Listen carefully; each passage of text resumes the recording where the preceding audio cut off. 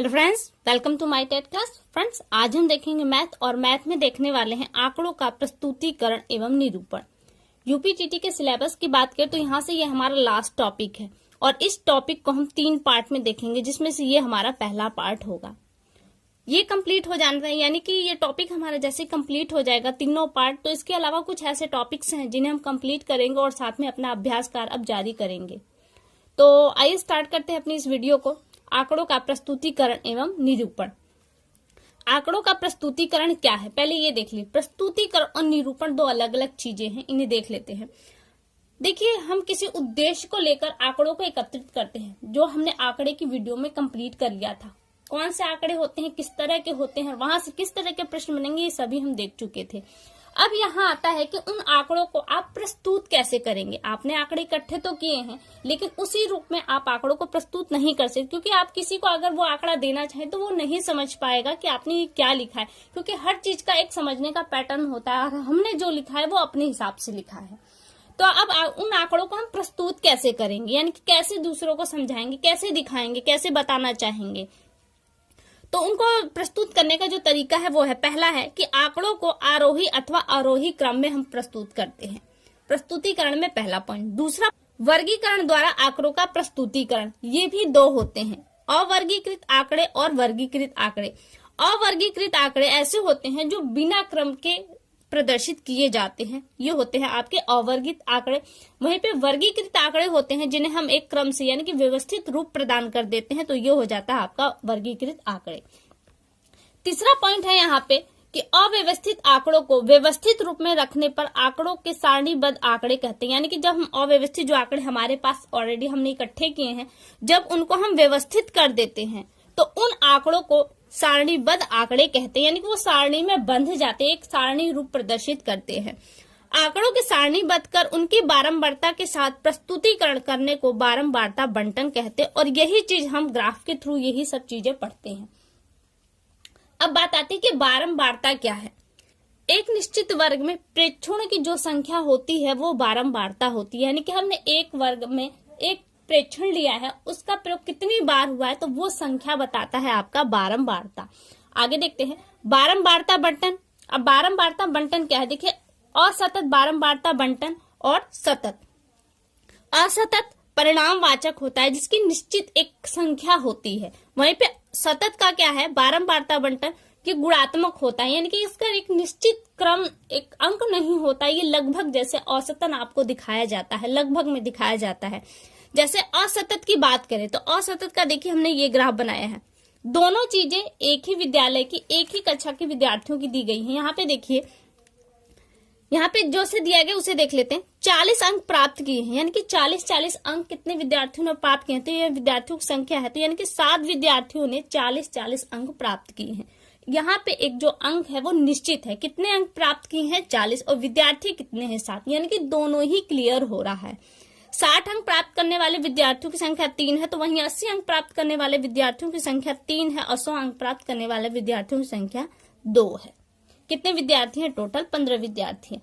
वहीं पे सतत बारंबारता बंटन की बात करें तो ये गुणात्मक होता है। कैसे, अंक तो 40 प्राप्त किए, ये हो गया क्लियर, लेकिन अब होता है कि 10 से 20 अंक के बीच में कितने विद्यार्थियों ने अंक प्राप्त किए हैं, तो 1, यानी कि इस एक विद्यार्थी ने 10 से 20 के बीच में अंक प्राप्त किए। अब यहाँ पे ये क्लियर नहीं हो रहा कि उसने 11 अंक प्राप्त किए, 12, 13, 14, 15, ये क्लियर नहीं हो रहा, तो ये क्या कहलाता है आपका गुणात्मक। इसी तरह से 20 से 30 के बीच में कितने विद्यार्थियों ने अंक प्राप्त किए हैं, 2। 30 से 40 में 3 विद्यार्थी, 40 से 50 में 4 विद्यार्थी, वहीं 50 से 60 के बीच में 5 विद्यार्थियों ने प्राप्त अंक किए हैं, तो ये कहलाता है आपका गुणात्मक बारंबारता बंटन, और ये कहलाता है आपका सतत यानी कि परिणात्मक बारंबारता बंटन। ठीक है, अब इसके आगे देख लेते हैं। ये तो हो गए हमारे आंकड़ों का प्रस्तुतिकरण। अब इन आंकड़ों को हम निरूपित कैसे करते हैं, यानी कि प्रदर्शित कैसे करते हैं। जब इन आंकड़ों को, यानी कि जो हमने अभी पीछे आंकड़े देखे, इन आंकड़ों को हम एक चित्र का रूप देते हैं, ये चित्रात्मक भी कहलाता है। क्यों, क्योंकि इसे हम चित्र के रूप में बना देते हैं, जिससे अब उस चित्र के माध्यम से जो प्रश्न उठते हैं उन पे हमारा एकाएक निगाह जाता है और उन प्रश्नों को सॉल्व करना इजी हो जाता है।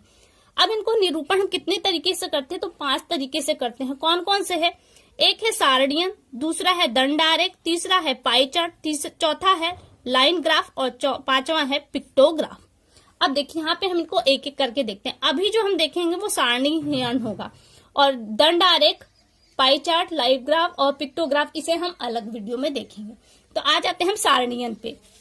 पहला है हमारा सारणियन। सारणियन के देखिए, जब आपने समय सारणी पढ़ी थी तो वहां पे सारणी को देखा था, वो समय का था, लेकिन यहाँ पे समय का नहीं है, यहाँ पे आंकड़े दिए गए हैं, उनके हिसाब से आपको अपने प्रश्न को सॉल्व करने होंगे। लेकिन क्या है, ये सारणी ही है। यहाँ पे आपके दो चीजें दी हुई हैं, इन्हीं दोनों चीजों से आपके प्रश्न बनेंगे। ज्यादातर प्रश्न जो बनते हैं वो एकदम इजी बनते हैं। सबसे कठिन प्रश्न जो बनता है वो यहाँ पे बनता है। क्या है, विद्यार्थियों का औसत प्राप्तांक आपको बताना है। इजीली प्रश्न कौन कौन से उन्हें देख लेते हैं एक बार। सबसे अधिक अंक प्राप्त करने वाले विद्यार्थियों की संख्या, तो सबसे अधिक अंक कौन सा है आपका, 70 है। तो कितने विद्यार्थियों ने प्राप्त किए, 2, तो इसका आंसर हो जाएगा 2।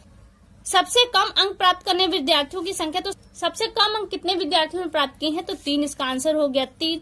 अगला प्रश्न है कि सबसे कम व सबसे अधिक अंकों का अंतर क्या है। तो सबसे कम अंक देखिए 30 है और सबसे अधिक है 70, और इन दोनों का अंतर देखें तो आ जाता है हमारा 40। और अगला प्रश्न है कि कुल विद्यार्थियों की संख्या है, तो यहाँ पे कुल विद्यार्थियों की संख्या है 17। अब जो टफ प्रश्न है उसे देख लेते हैं। देखिए यहाँ पे प्रश्न है कि विद्यार्थियों का औसत प्राप्तांक क्या है, हमको देखना है। यहाँ से कैसे निकलेगा ये देखते हैं। बहुत से लोग करेंगे क्या, इसको जोड़ देंगे और इसको जोड़ देंगे, और क्या है, प्राप्तांक में विद्यार्थियों की संख्या का भाग दे देंगे और औसत निकल जाएगा। निकलता तो यही है, लेकिन यहाँ प्राप्तांक देने का तरीका क्या है वो देखिए।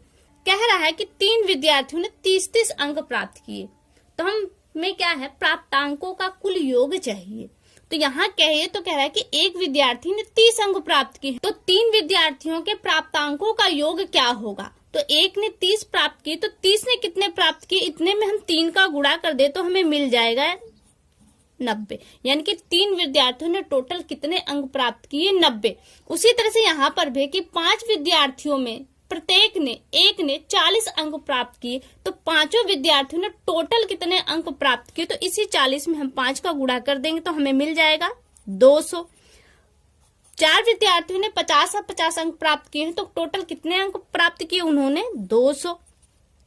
3 विद्यार्थियों ने 60 अंक प्राप्त किए, तो कितने 6 × 18, तो ये हो गया आपका 18। 7 दूनी 14, तो यहाँ हो गया आपका 14। ठीक है, यानी कि टोटल ये अंक बने। अब इनको हम जोड़ देंगे तो हमारा आ जाएगा 810, तो ये हमारा टोटल अंक हो गया। सूत्र क्या बनता है, प्राप्तांकों का योग बटे विद्यार्थियों की संख्या, विद्यार्थियों की संख्या। तो प्राप्तांकों का योग हमें कितना मिला है, 810। विद्यार्थियों की संख्या कितनी है, 17। भाग देंगे तो आ जाएगा हमारा 47.65। और भी जाएगा बट हम 2 अंक तक लेंगे, तो कितना आ गया हमारा 47.65। यानी कि प्रत्येक विद्यार्थी का औसतन अंक देखे तो हमारा आ गया 47.65 अंक। तो ये जो इजीली प्रश्न है ये आपके एग्जाम में बिल्कुल नहीं आने वाले। अगर आ सकता है तो केवल यही प्रश्न आएगा। और एक बात कि जैसे हमने यहाँ पे एक सारणी दी है, आपके एग्जाम में 2 सारणी लिए जाएंगे और दोनों पे आधारित प्रश्न अकेले रूप में पूछा जाएगा। तो यहाँ से देखिए आपका सारणियन कंप्लीट हो गया। अगली वीडियो में हम दंड आरेख, पाई चार्ट, लाइन ग्राफ और पिक्टोग्राफ के साथ आपसे फिर मुलाकात करेंगे। तब तक के लिए नमस्कार।